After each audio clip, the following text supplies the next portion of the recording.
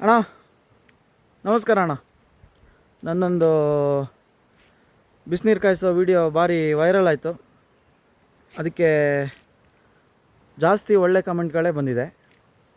ಒಂದು ಬೆರಕೆಗಳು ಸ್ವಲ್ಪ ಕೆಟ್ಟದಾಗಿ ಕಮೆಂಟ್ ಮಾಡಿದ್ದಾರೆ. ಅವರಿಗೆಲ್ಲ ನಾನು ಕಮೆಂಟಲ್ಲೇ ರಿಪ್ಲೈ ಮಾಡ್ತಾ ಕೂರಕ್ಕೆ ನನ್ನ ಹತ್ರ ಟೈಮ್ ಇಲ್ಲ ಅಣ್ಣ. ನನಗೆ ಮಾಡೋಕ್ಕೆ ತುಂಬ ಕೆಲಸಗಳಿದ್ದಾವೆ. ಇವಾಗ ತಿಳಿಸ್ತೀನಿ ನಿಮಗೆ ಆ ಕಮೆಂಟಿಗೆ ಉತ್ತರ, ಆಯಿತಾ? ಏನು ಕಮೆಂಟ್ ಹಾಕಿದ್ದಾರೆ ಅಂದರೆ, ನಿನ್ನ ಅಕ್ಕನ, ನಿನ್ನ ಅಮ್ಮನ, ನಿಮ್ಮನೇಲಿ ಹೆಂಗಸರಿಲ್ವಾ, ನಿಮ್ಮನೇಲಿ ಹೆಣ್ಮಕ್ಳಿಲ್ವಾ, ನಿಮ್ಮನೇಲಿ ನಿನ್ನ ತಾಯಿ ಇಲ್ವಾ, ಅವ್ರಿಗೆ ಈ ಥರ ಪರಿಸ್ಥಿತಿ ಬರ್ತಿದ್ರೆ ಏನು ಮಾಡ್ತಿದ್ಯಾ? ಅಣ್ಣ, ನಮ್ಮನೇಲೂ ಹೆಂಗಸರಿದ್ದಾರೆ, ಹೆಣ್ಮಕ್ಳಿದ್ದಾರೆ.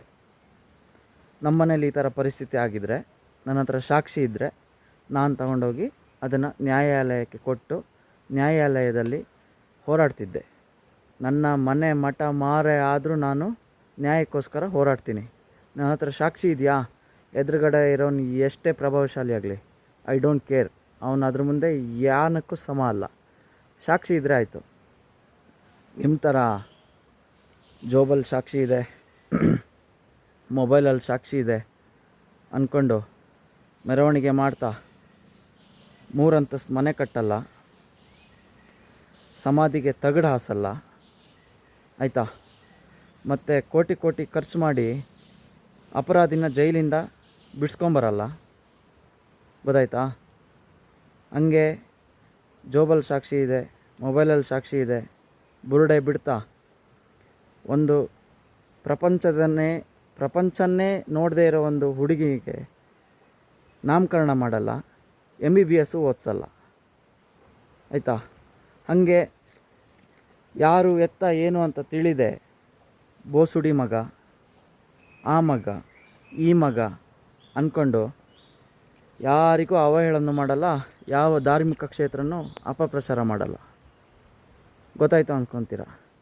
ಇವಾಗ ರಿಯಲ್ಲಾಗಿ ಹೇಳ್ಬೇಕಂದ್ರೆ ಟೈಮ್ ಆಗಯ. ಏನು ಹೇಳಿ? ಈಗ ಟೈಮ್ ಆಗಯ. ಮುಸ್ಕುದಾರಿನೇ ಎಲ್ಲ ಗುಂಡಿ ತೋಡಿಟ್ಟಿದ್ದಾನೆ.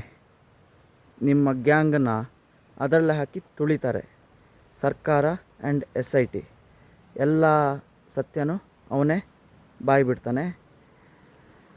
ನನಗೆ ಇನ್ನೊಂದು ಆಶ್ಚರ್ಯ, ನೀವು 1-2 ದಿನದಿಂದ ಫುಲ್ ಟರ್ನ್ ಆಗ್ತೀಯಾರಪ್ಪ ನಿಮ್ಮ ಗುರುಗಳೆಲ್ಲ.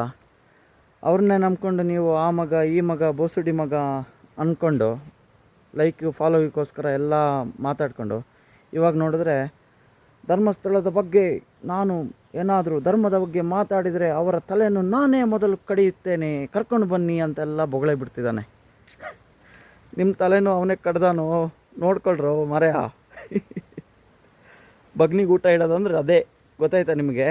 ಈಗ ಇಟ್ಟ ಅಲ್ಲ ನಿಮ್ಮ ಗುರುಗಳು, ಅದೇ.